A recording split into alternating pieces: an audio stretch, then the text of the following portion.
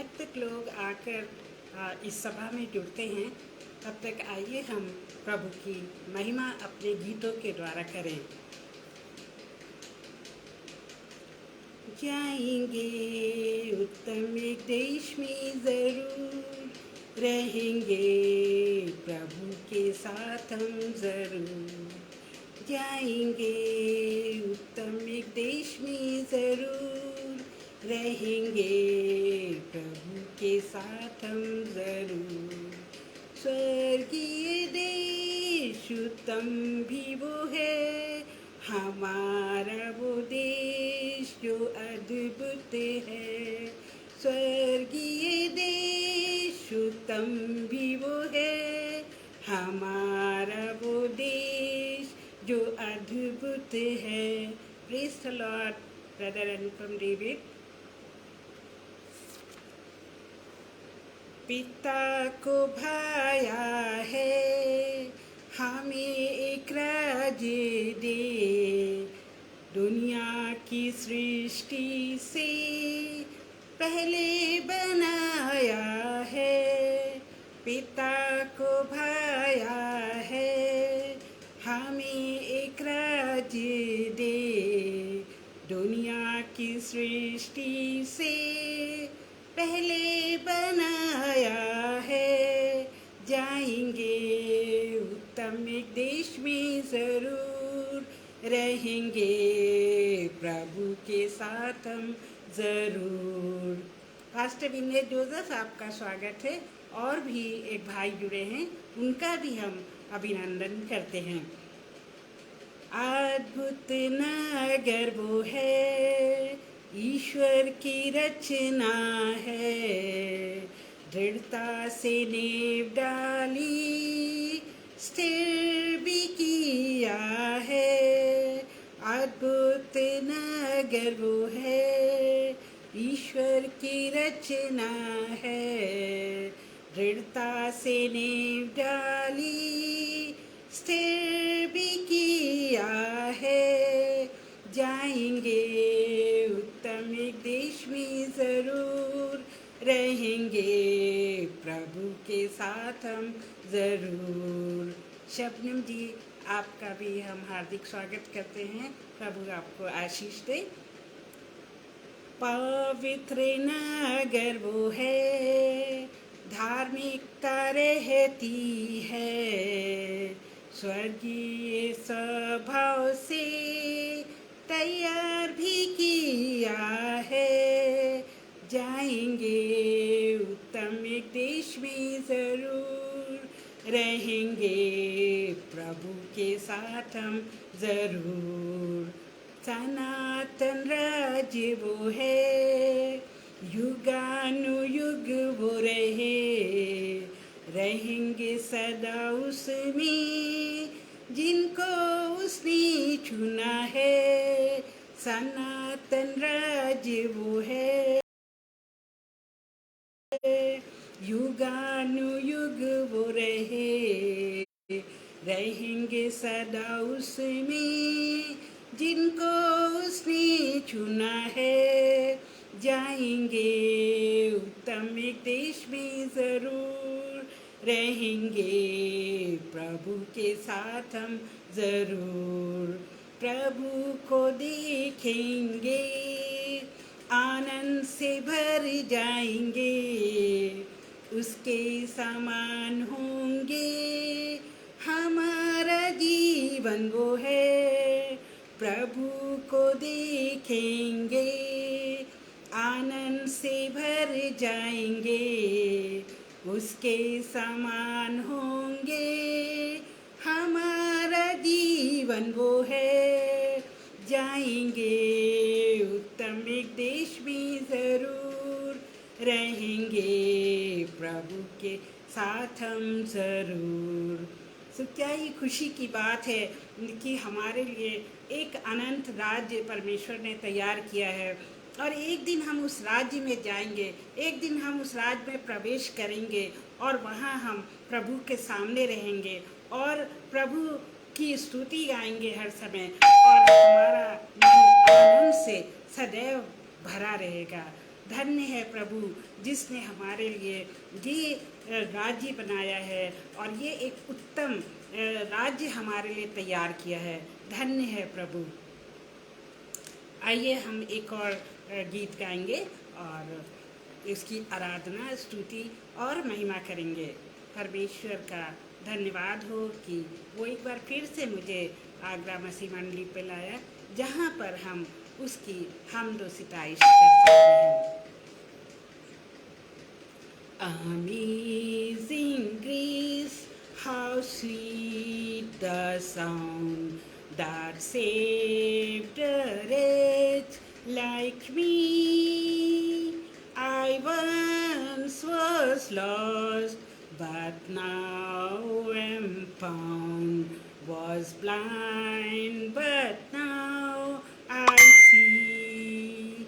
क्या ही धन्य है वो प्रभु जिसने अपनी करुणा से हमें बचा लिया और जिसके कारण हम एक बहुत ही पापी जीवन से निकलकर उसके राज्य में आकर जीवित हो गए।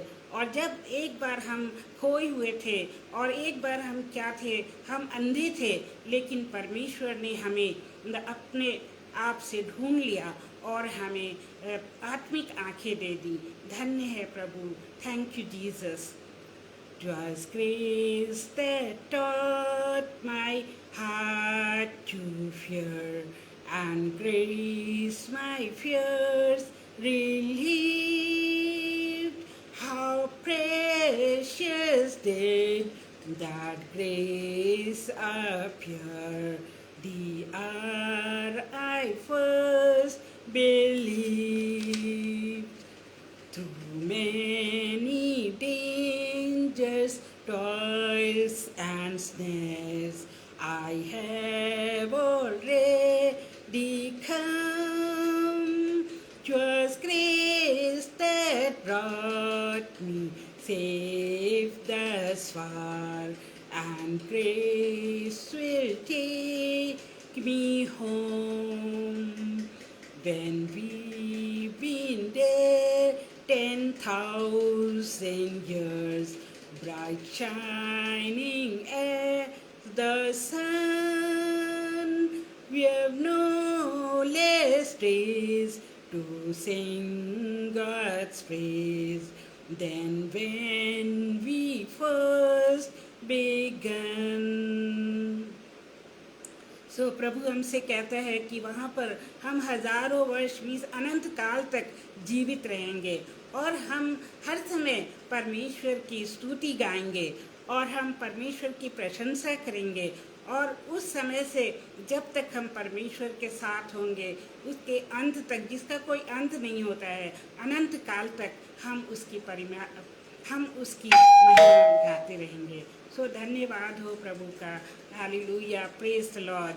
आइए हम प्रार्थना करें।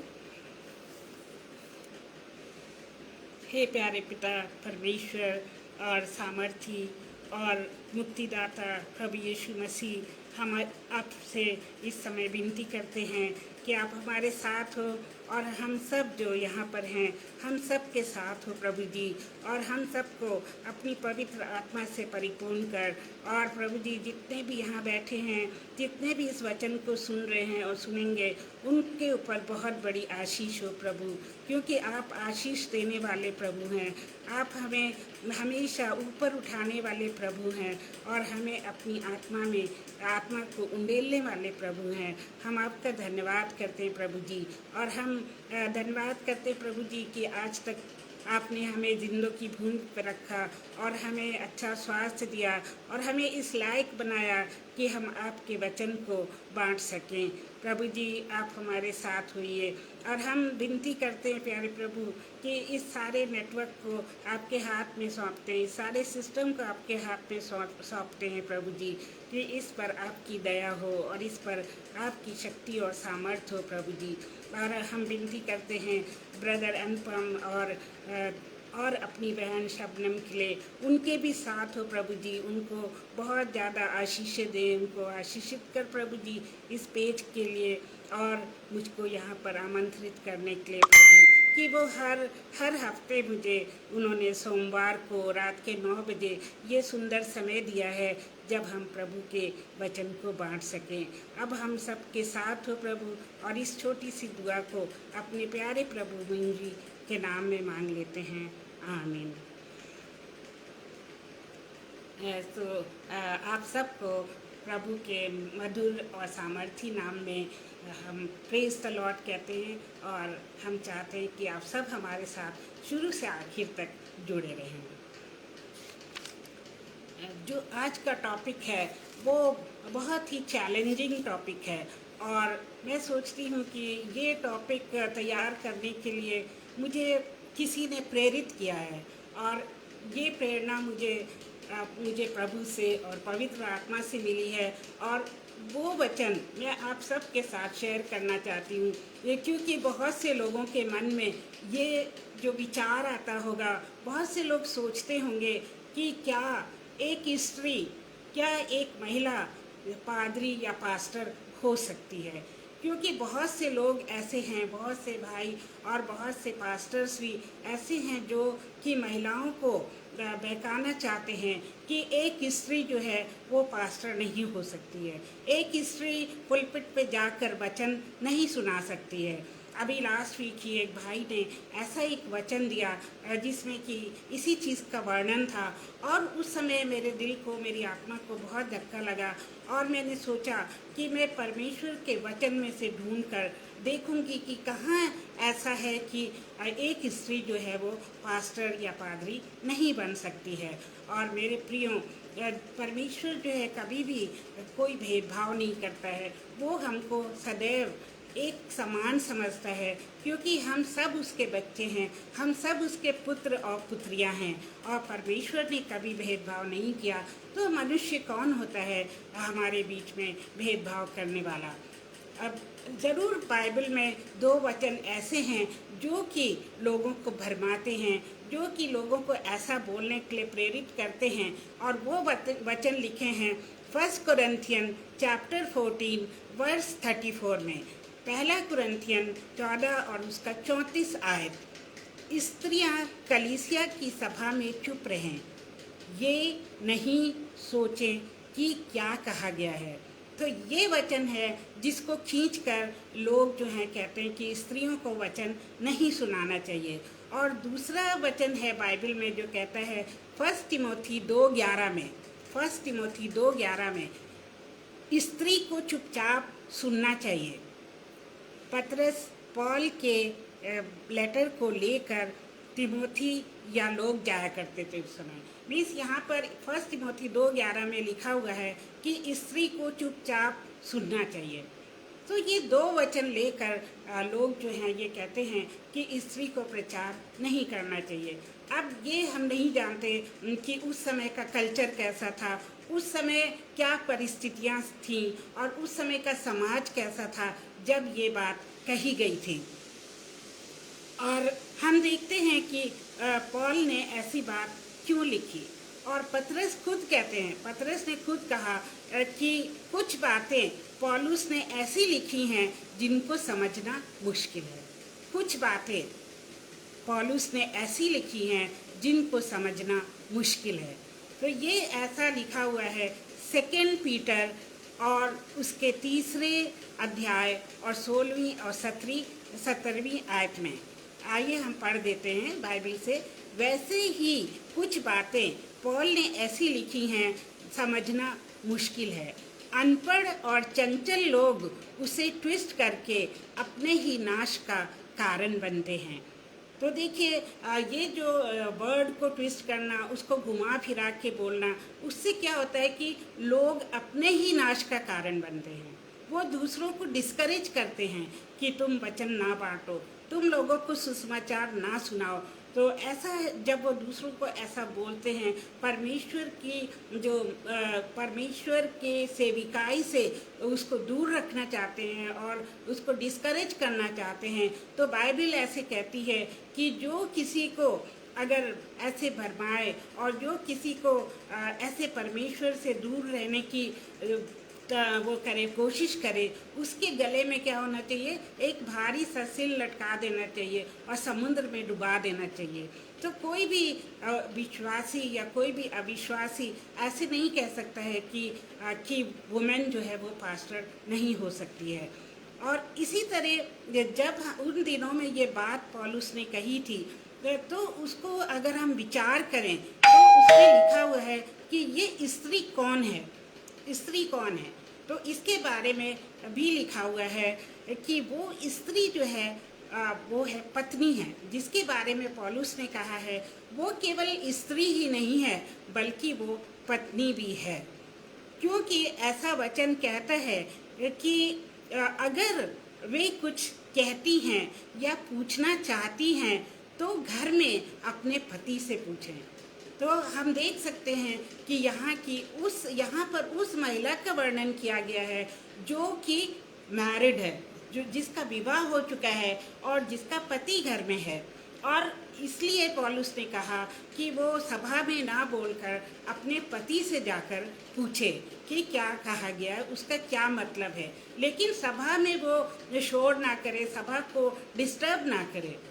इस संदर्भ में पौलुस ने ऐसा लिखा है। लेकिन उसने ये भी सोचा है उसी समय कि कई स्त्रियां होती हैं जो मैरिड नहीं होती हैं, कई स्त्रियां होती हैं जो विधवा होती हैं, और कई ऐसी युवावस्था में लड़कियां होती हैं जिनकी शादी नहीं होती है। तो वो क्या अपने पति से जाके पूछेंगी? नहीं, उनको बाइबल जो है अपना वचन समझाएगी, या कोई भविष्यवक्ता या कोई प्रचारक उनको अपना वचन समझाएंगे या समझाएंगे। और जब मैं युवावस्था में थी तो उस समय मैंने देखा कि हमारे कॉलेज से हम लोग उसमें जाते थे, टीम के साथ जाते थे, और किसी क्रिश्चियन कैंप को हम अटेंड करते थे। तो वहाँ पर क्या होता था कि ज़्यादातर वुमेन होती थी जो कि हमारी लीडर्स होती थी, और वो बहुत अच्छी तरह से हमको वचन समझाती थी, बहुत अच्छी तरह हमको दुआ में लीड करती थी और हमको सिखाती थी कि हमको दूसरों के साथ वचन को कैसे बांटना है, हमें परमेश्वर की सेविकाई कैसे करनी है। अगर ऐसा होता कि वुमेन पास्टर नहीं बन सकती तो वो सारी जो सीनियर लेडीज़ थी वो हमको ऐसा क्यों सिखाती। और बहुत सारे पास्टर्स भी कहते हैं कि वुमेन और मैन दोनों को प्रभु की जो है सिताइश करनी चाहिए, दोनों को सुसमाचार सुनाना चाहिए। फिर ये हमने बाइबल में देखा कि स्त्रियों को चुपचाप क्यों रहना चाहिए, क्योंकि उस समय की बात है जब स्त्रियां इतनी पढ़ी लिखी नहीं थी, जब स्त्रियां जो है बहुत ज़ोर से बातें करती थी और आपस में वो जगह भी नहीं देखती थी कि कहाँ बात कर रही है, चर्च में कर रही है, सभा में, वो ज़ोर ज़ोर से बोलने लगती थी आपस में, और कभी कभी अपने पति से भी वो क्वेश्चन करने लगती थी कि ये क्या कह रहे हैं। तो इस तरह से पौलुस ने इस वाली परिस्थिति में मना किया होगा कि स्त्री को बीच में नहीं बोलना चाहिए। लेकिन पौलुस ने कभी ये नहीं कहा कि एक स्त्री को कभी पुलपिट में नहीं जाना चाहिए, कभी ऐसा उसने नहीं कहा कि एक स्त्री याजकिया नहीं हो सकती है या एक स्त्री जो है वचन को नहीं सुना सकती है। तो ये बहुत ही चैलेंजिंग टॉपिक है, और इसको बोलने के लिए मैंने अपने टीचर से मदद ली है जिन्होंने मुझे डिसाइपलशिप ट्रेनिंग दी है, और वो टीचर ने सारी बातें जो है बाइबल से चुनकर बताई हैं। उसके बाद हम देखते हैं कि जब आदम आया दुनिया में तो उसके साथ उसकी पत्नी भी आई, और परमेश्वर ने ये नहीं कि सिर्फ आदम को बनाया, परमेश्वर ने आदम की पत्नी को भी बनाया, हव्वा को भी बनाया।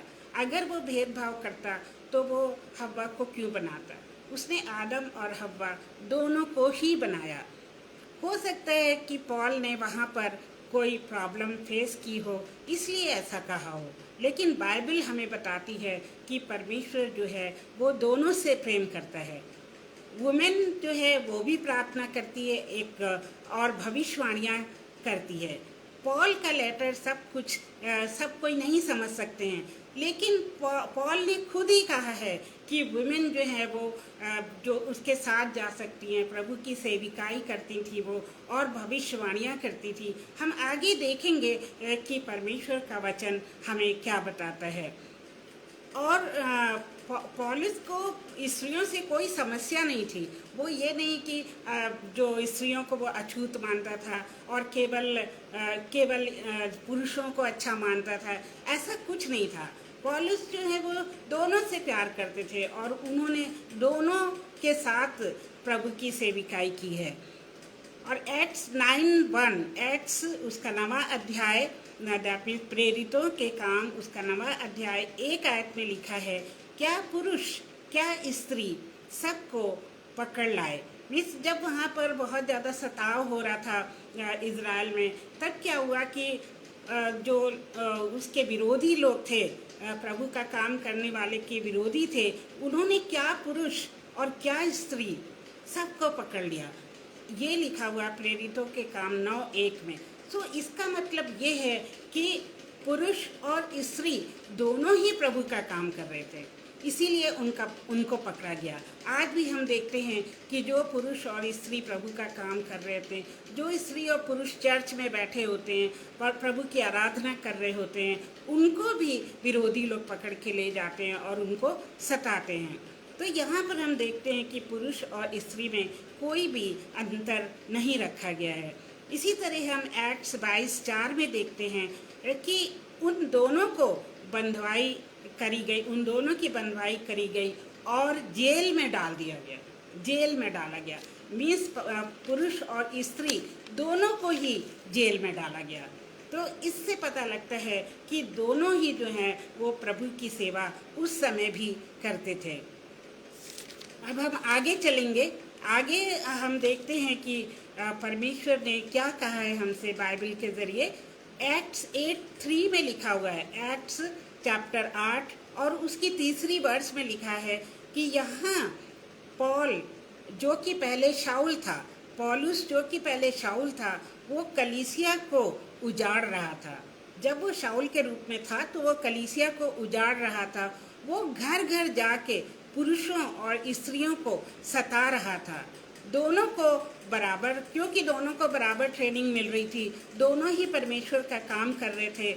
तो वो शाऊल क्या करता था, वो सबको घसीट घसीट कर जेल में डाल रहा था, क्योंकि शाऊल उस समय परमेश्वर के यीशु मसीह के विरुद्ध था, यीशु मसीह के विरुद्ध था और वो दोनों को ही पकड़ पकड़ के जेल में डाल रहा था।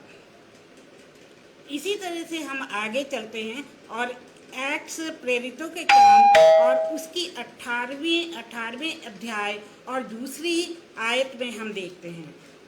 प्रेरितों के काम उसकी 22वीं अध्याय और 4थे आयत में हम देखते हैं कि वो लोगों को बंधुआ बना रहा था और उनको जेल में डाल रहा था। फिर हम 18वीं अध्याय में और उसके 2 आयत में देखते हैं। आइए उसमें क्या लिखा हुआ है हम पढ़ते हैं।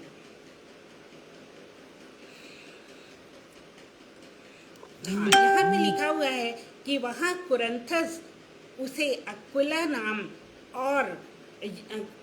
नाम का एक यहूदी मिला जिसका जन्म पुन्तुस में हुआ था। वो अपनी पत्नी प्रिस्किल्ला के साथ इटली से आया था, क्योंकि क्लॉडियस ने सब यहूदियों को रोम से निकाल दिया था, इसलिए वह उनके पास गया।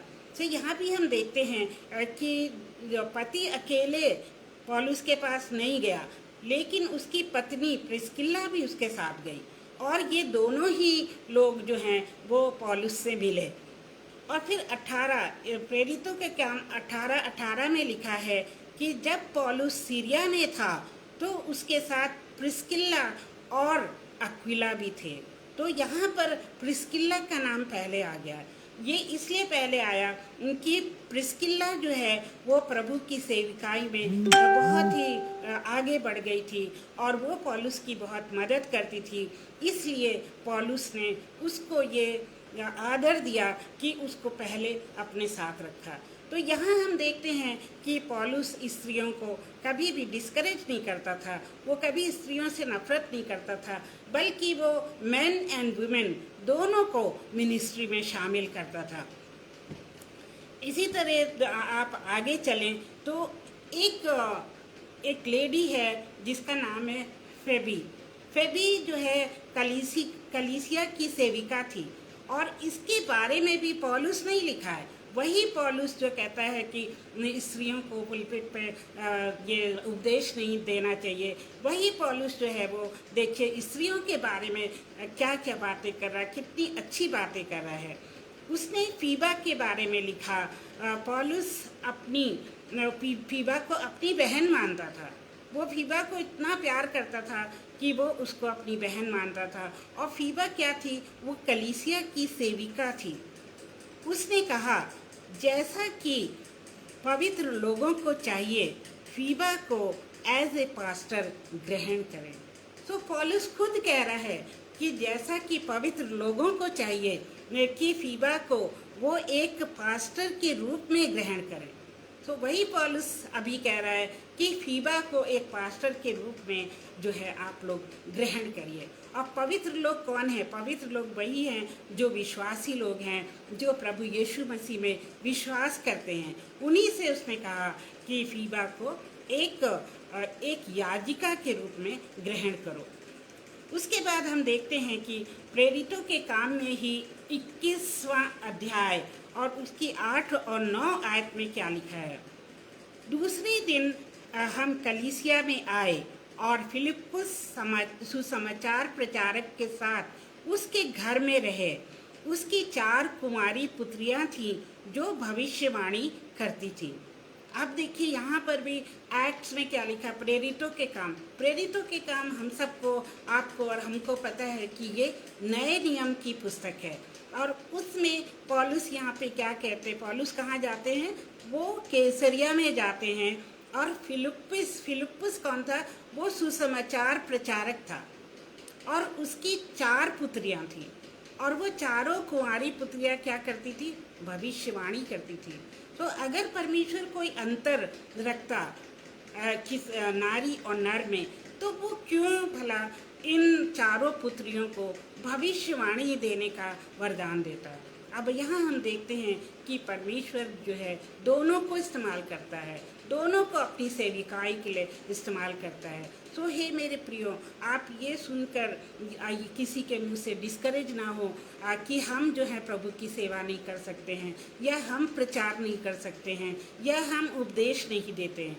हमें परमेश्वर की सेवा में लगे रहना चाहिए, चाहे हम आदमी हो या औरत हो, लड़का हो या लड़की हो, हमको प्रभु की सेविकाई में लगे रहना है। और ऐसे ही लोगों से परमेश्वर जो है खुश होता है। इसी तरह लूक चैप्टर 8 और वर्स 3 में क्या लिखा हुआ है, आइए हम देखें। लूक चैप्टर 8 वर्स 3 में लिखा है कि Luke chapter 8 verse 3,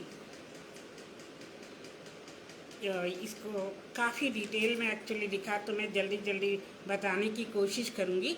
Luke chapter 8 verse 3 में लिखा है कि यीशु के पीछे कई स्त्रियां भी थीं।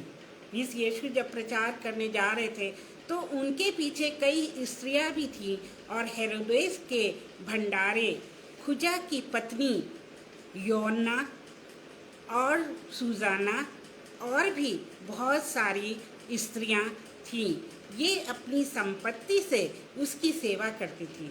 तो देखिए यहाँ पर कितनी स्त्रियां हैं जो यीशु मसीह के पीछे जा रही हैं और वो यीशु मसीह की सेवा कर रही हैं।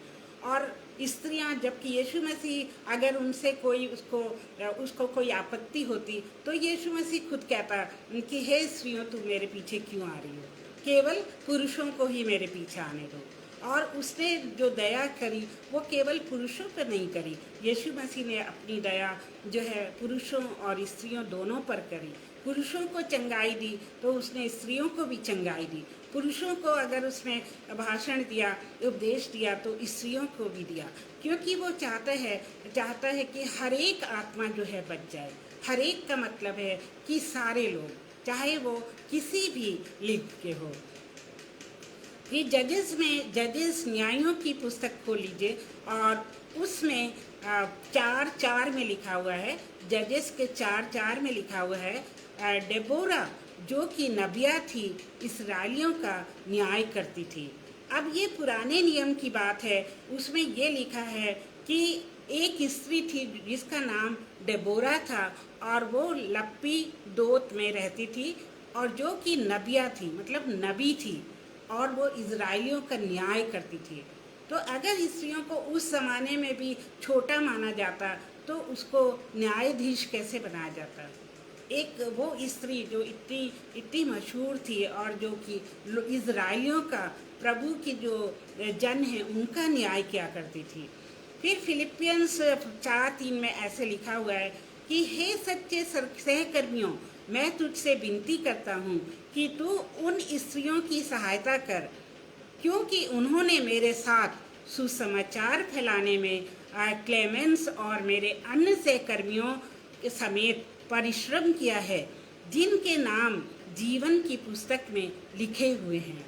सो हालेलुया, प्रेज द लॉर्ड। यहाँ पर पौलुस फिर कहता है फिलिपियंस 4:3 में कि उन स्त्रियों की सहायता करो जिन्होंने मेरे साथ सुसमाचार फैलाने में सहायता करी है। तो यहाँ भी स्त्रियों का नाम आता है जो कि सुसमाचार को फैला रही थी पौलुस के साथ में। फिर जेनेसिस दैट मीन्स उत्पत्ति, उसके चैप्टर 8:8 में लिखा हुआ है कि इसमें क्या है, नोहा की कहानी के बारे में कुछ जंतुओं का वर्णन किया गया है कि जब ये जो पानी था जब नीचे जा रहा था बाढ़ के बाद, तो नोहा ने पहले तो कौवे को भेजा और उसके बाद उसने एक कबूतरी को भेजा। अब जो हमारे टीचर है, बाइबल टीचर, उन्होंने ये उदाहरण भी दिया कि परमेश्वर जो है केवल मनुष्यों में ही नहीं बल्कि वो जानवरों में भी जो फीमेल को इस्तेमाल करता था। उसने कबूतरों को भेजा, कबूतरी दैट मीन्स फीमेल डव को भेजा।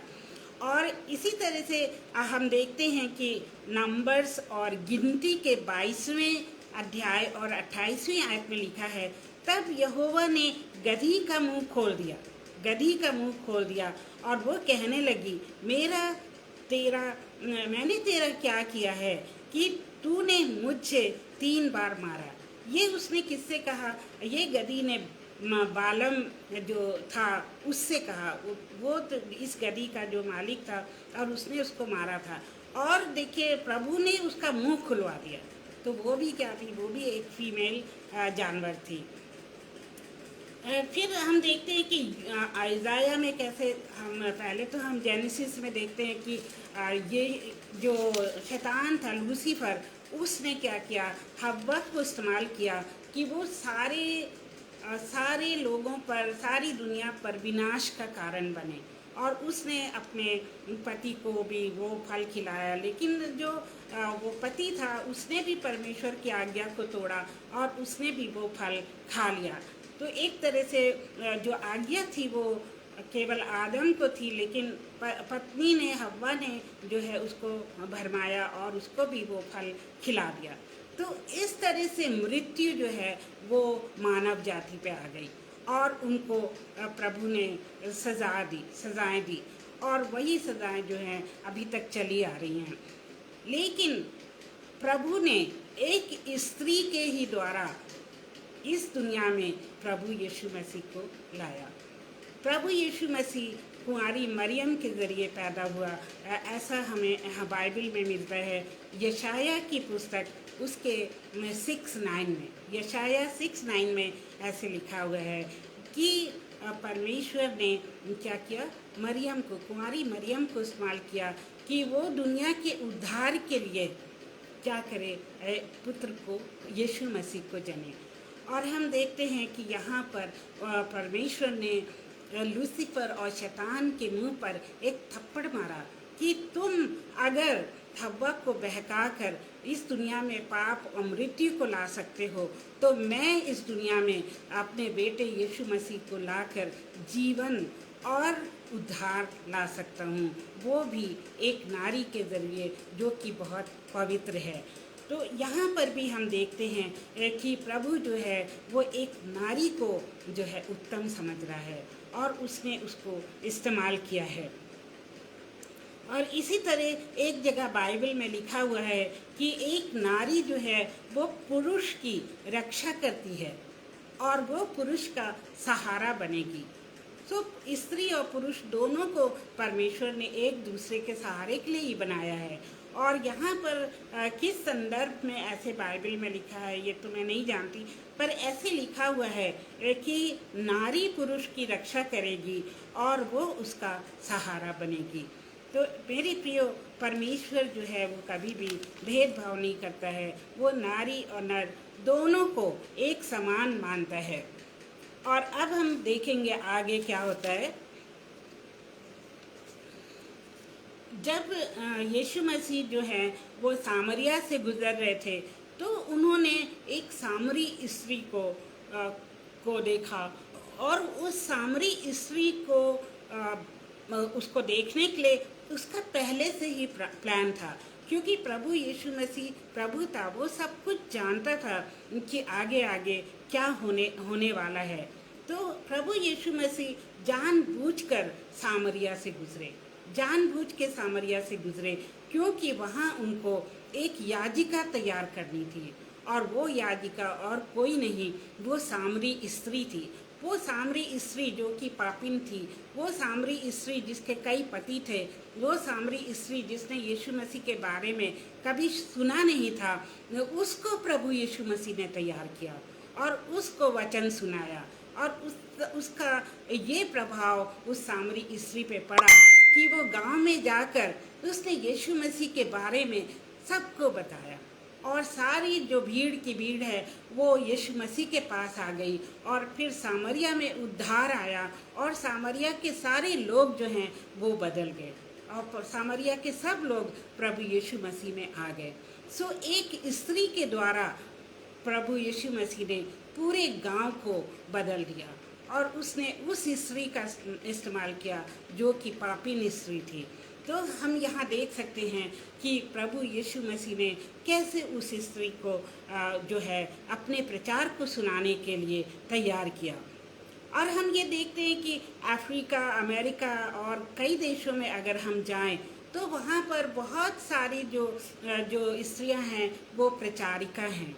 और ये देखा गया है कि अफ्रीका में जितने भी पास्टर्स हैं उनके 70% पास्टर्स क्या हैं, वो वुमेन हैं, स्त्रियां हैं। तो इससे देखा जाता है जब दूसरे देश के लोग कोई आपत्ति नहीं करते हैं तो हमारे देश में जो हमारे याजक लोग क्यों आपत्ति करते हैं? क्या उनको पसंद नहीं है कि वुमेन जो है वो प्रचार करें? क्या उनको सिक्योरिटी की प्रॉब्लम है? क्या उनको अपना विश्वास कम होते हुए दिखता है या अपना मूल्य कम होते हुए दिखता है कि वो विमेन को इस तरह से डिस्करेज करते हैं? तो हमने डेबोरा का एग्जाम्पल देख लिया, सामरी स्त्री का एग्जाम्पल देख लिया, और कोई भी इंसान जो है वो किसी को ठोकर ना खिलाए, ऐसा बाइबल में लिखा है। सो जो भी लोग एक स्त्री को ये कह के ठोकर खिलाते हैं कि तुम परमेश्वर की सेवा नहीं कर सकती हो, तो उनके ऊपर बहुत बड़ा पाप चढ़ेगा। और स्त्री को बहुत ज़्यादा जो है परमेश्वर ने सम्मान दिया है और उसने जो है हर जगह स्त्री का नाम लिया है। और सबसे बड़ी बात तो ये है कि प्रभु यीशु मसीह ने जो सारी कलीसिया को अपनी दुल्हन बताया है, अपनी दुल्हन बनाया है। तो स्त्रियों से का इतना मूल्य है, स्त्रियों का इतना मूल्य है कि प्रभु यीशु मसीह ने कलीसिया का नाम ही दुल्हन दिया है। और दुल्हन किसको प्रदर्शित करती है? वो स्त्रियों को प्रदर्शित करती है। और प्रभु यीशु मसीह ने इतना बड़ा नाम और मान स्त्री को दिया है कि उसने अपनी दुल्हन उनको कहा है। और इसी तरह जेनेसिस 1:26-27 में लिखा हुआ है कि परमेश्वर ने कहा कि हम मनुष्य को अपनी समानता में बनाएं, जो सबके ऊपर क्या करे, अधिकार रखे। और परमेश्वर ने उनको उत्पन्न किया और उनको आशीष दी। परमेश्वर ने नर और नारी दोनों को बनाया और दोनों को बराबर अधिकार और आशीष दी और उनमें कोई भी अंतर ना रखा। सो ऐसे कहाँ लिखा हुआ है? जेनेसिस, आइए हम पढ़ते हैं। जेनेसिस में ऐसा लिखा हुआ है, और ये भी बहुत इम्पॉर्टेंट है जानना कि जेनेसिस 1:26-7 में, जेनेसिस चैप्टर 1:26-7 में लिखा हुआ है, फिर परमेश्वर ने कहा हम मनुष्य को अपने स्वरूप में, अपने स्वरूप के अनुसार उत्पन्न करें। अपने ही स्वरूप के अनुसार उनको उत्पन्न किया, नर और नारी उसने उनकी सृष्टि करी। और परमेश्वर ने उनको आशीष दी और कहा फूलो फलो और पृथ्वी में भर जाओ और उनको अपने वश में कर लो। और बीच में और भी बहुत कुछ है, और सारे पशु पक्षियों पर अधिकार रखो। तो देखिए, जो परमेश्वर है, हमारा पिता है, उसने क्या किया? नर और नारी दोनों को ही अपने स्वरूप में बनाया। ये नहीं कि आदम को उसने फ़र्क बनाया, आदम को फ़र्क जो है पेट और अतड़ियाँ वगैरह दी और फ़र्क ग्रंथियाँ दी, लेकिन थोड़ा बहुत डिफरेंस उसने ज़रूर बनाया ताकि जो आगे की जो है वो चल सके, मीन्स आगे के बच्चे हो सकें।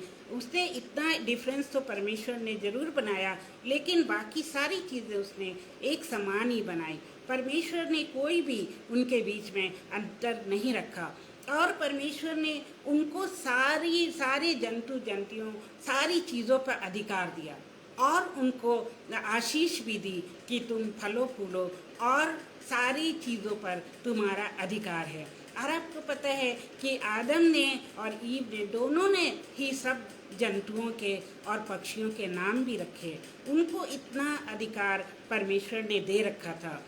ये तो पहली बात है जो परमेश्वर ने करी कि उसने अपने ही स्वरूप में नर और नारी को बनाया और उसने उनको अधिकार और आशीषें भी दी। उसके बाद है सेकेंड नंबर जो है वो है ग्रेट कमीशन।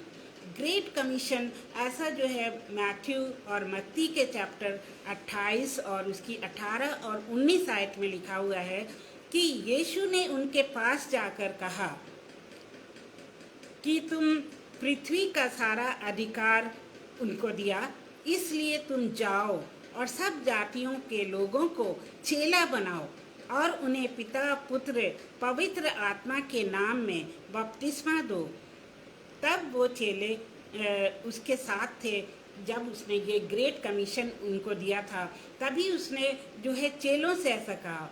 लेकिन प्रभु का ये मतलब नहीं था कि उसने वुमेन को ऐसा नहीं कहा। उस समय केवल चेले उसके साथ थे, तो उसने चेलों को ये आज्ञा दी और ये कमीशन दिया।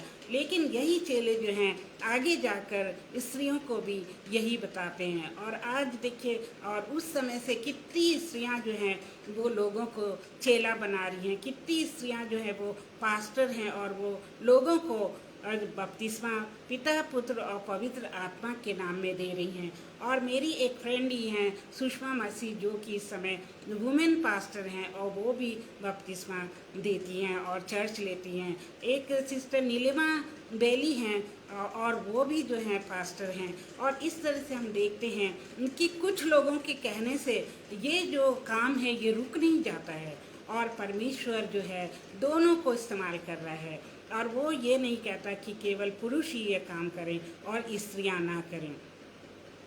और आदम की वंशावली अगर हम देखते हैं तो हम ये देखते हैं कि परमेश्वर ने मनुष्य की सृष्टि को तब अपने ही स्वरूप में बनाया। उसे नर और नारी कह के मनुष्यों की सृष्टि करी। तो यहाँ पर मनुष्य उसने इस्तेमाल किया है बाइबल में, क्योंकि मनुष्य का मतलब क्या होता है? जो मनुष्य का मतलब होता है मानवता, और मनुष्य का मतलब होता है सारी जो जाति है उसमें नर और नारी अलग नहीं होते हैं। तो मनुष्य में नर और नारी दोनों ही जो हैं मिक्स होते हैं। और प्रभु यीशु मसीह ने नर और नारी दोनों को बनाया और उसने मनुष्य की सृष्टि करी। ऐसा लिखा हुआ है जेनेसिस 5:1 में कि उसने मनुष्य की सृष्टि करी और उसमें उसने नर और नारी को बनाया।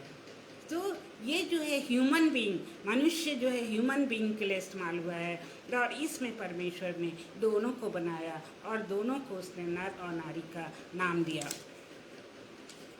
फिर हम मैथ्यू चैप्टर 19 वर्ष 4 से 6 में देखते हैं कि यही बात उसमें भी लिखी हुई है कि नए नियम में मत्ती के चैप्टर 19 वर्ष 4 से 6 में भी परमेश्वर ने ऐसा बोला कि यहोवा ने उन्हें नर और नारी बनाया और कहा कि वे दोनों एक तन होंगे, दोनों एक होंगे। तो एक नर और नारी, एक हस्बैंड और वाइफ जो हैं वो एक होंगे, और परमेश्वर ने उनके बीच में कोई भी अंतर नहीं दिखाया, कोई भी भेदभाव नहीं दिखाया। तभी तो उसने पति और पत्नी दोनों को एक ही कहा है। और लास्ट में एक और पॉइंट है जो कि बोल के मैं ख़त्म करूँगी, और जितनों ने, ये है गलेशियन चैप्टर 3 और उसकी 27वीं और 28वीं आयत में, गलेशियन 3 चैप्टर और उसकी 27वीं 28वीं आयत में, और तुम में से जितनों ने मसीह में बपतिस्मा लिया उन्होंने उनको पवित्र आत्मा दिया है। मीन्स उन्होंने सबसे पहले ये लिखा है, जितनों ने मसीह में बपतिस्मा लिया उन्होंने मसीह को पहन लिया है, मसीह को पहन लिया है। अब ना कोई यहूदी रहा, ना यूनानी, ना कोई दास, ना स्वतंत्र, ना कोई नर और ना नारी, क्योंकि तुम सब मसीह यीशु में एक हो। तो क्या ही धन्य है परमेश्वर का वचन जो हमें ये बताता है, और बड़े ही कॉन्फिडेंस के साथ हम इस वचन को पढ़ के सबको बता सकते हैं कि परमेश्वर ने जो परमेश्वर में हैं, जिन्होंने उसमें बपतिस्मा लिया है, उसमें ना कोई यहूदी है, ना कोई यूनानी है, ना कोई नर है, ना नारी है, क्योंकि तुम सब मसीह यीशु में एक हो। तो धन्य है परमेश्वर। फिर इफिशियन 4:11 में लिखा है कि यीशु ने सबको सेविकाई के दान दिए। वो सेविकाई के दान क्या हैं? किसी को उसने प्रेरित नियुक्त किया, किसी को उसने भविष्यद्वक्ता का दान दिया, किसी को सुसमाचार सुनाने का दान दिया, और किसी को रखवाली करने का दान दिया जैसे कि चरवाहे, किसी को उसने उपदेशक नियुक्त किया। तो ये जो 5 टाइप की मिनिस्ट्री हैं वो परमेश्वर ने, प्रभु यीशु मसीह ने लोगों को दी। और उसने ये नहीं कहा कि ये सारे जो मिनिस्ट्रीज हैं ये केवल पुरुषों के लिए है और स्त्रियों के लिए नहीं है। उसने ये सारे जो दान हैं वो दोनों को ही दिए हैं। और इफिशियन 4:8 में लिखा हुआ है, इफिशियन 4:8 में लिखा है कि ये दान उसने मनुष्यों को दिए। मनुष्यों मीन्स मनुष्य जाति में दोनों ही आते हैं। तो हे मेरे प्रियो, आप इस कुछ 1-2 वचन से, जिनका कि कोई संदर्भ नहीं है, जिनका कि कोई कॉन्टेक्स्ट नहीं है, उससे आप निराश ना हों, बल्कि पूरी बाइबल पढ़ें, जिसमें कि आप अपने आत्मा में हो के देखें कि परमेश्वर क्या कहना चाहता है। और परमेश्वर हमको भरमाना नहीं चाहता, परमेश्वर हमसे घृणा नहीं करता है, परमेश्वर दोनों को ही समान रूप से प्यार करता है। और 1 कुरिन्थियन चैप्टर 12:8 में लिखा है, क्योंकि एक को आत्मा के द्वारा बुद्धि की बातें दी जाती हैं और दूसरे को उसी आत्मा के अनुसार ज्ञान की बातें। इसमें कोई स्त्री या कोई पुरुष नहीं है। सो परमेश्वर का वचन बार बार हमसे ये कह रहा है कि इसमें कोई स्त्री या कोई पुरुष नहीं है।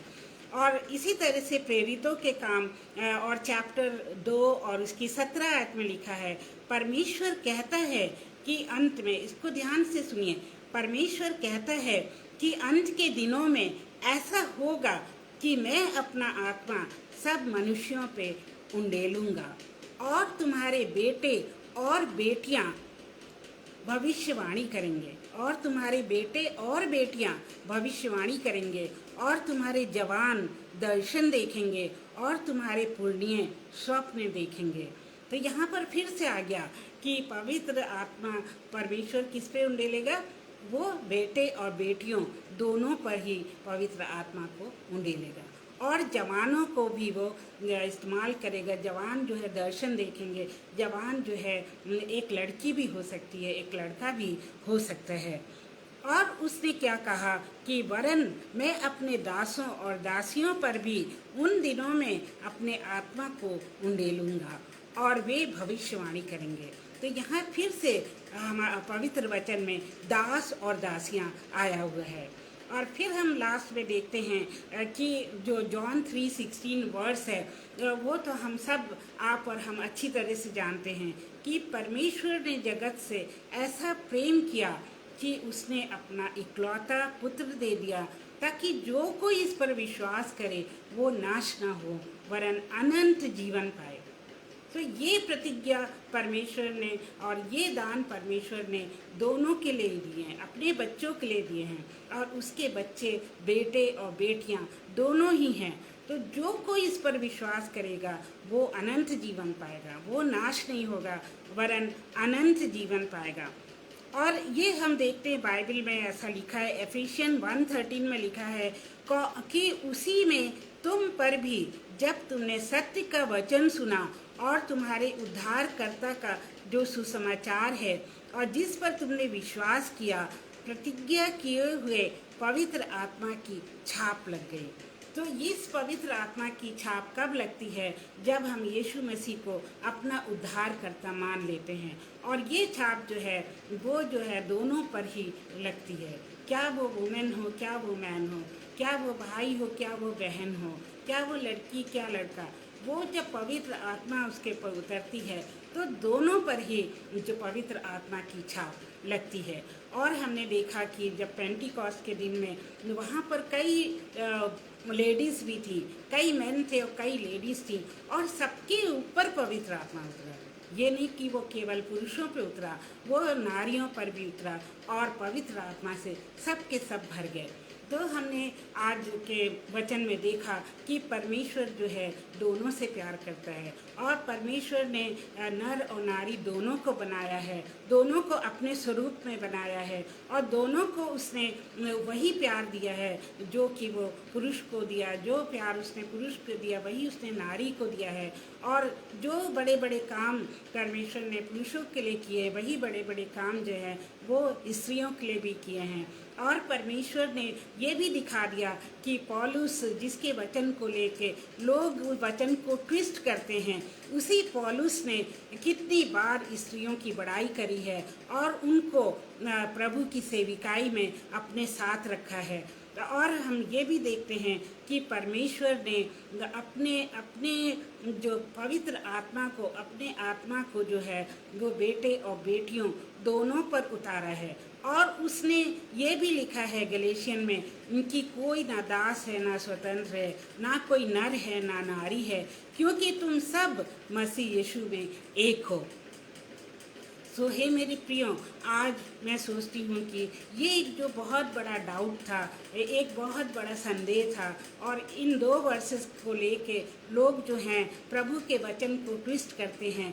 आप वो सब समझ गए होंगे और आप ये जान गए होंगे कि भाइयों और बहनों दोनों को प्रभु ने अधिकार दिया है कि वो उसके वचन को सुना सकें और उसके पवित्र आत्मा का बपतिस्मा दे सकें, और वो सारे काम कर सकें जो कि प्रभु हमसे चाहता है, क्योंकि प्रभु हमसे प्यार करता है। उसका मेन जो उद्देश्य यही है कि दुनिया के ज़्यादा से ज़्यादा लोग जो हैं उनकी रूहें बच जाएं और ज़्यादा से ज़्यादा लोग जो हैं अनंत जीवन के अधिकारी बने। तो परमेश्वर का धन्यवाद हो कि उसने इतना अच्छा वचन हमें दिया और हमारी आंखों को खोल दिया।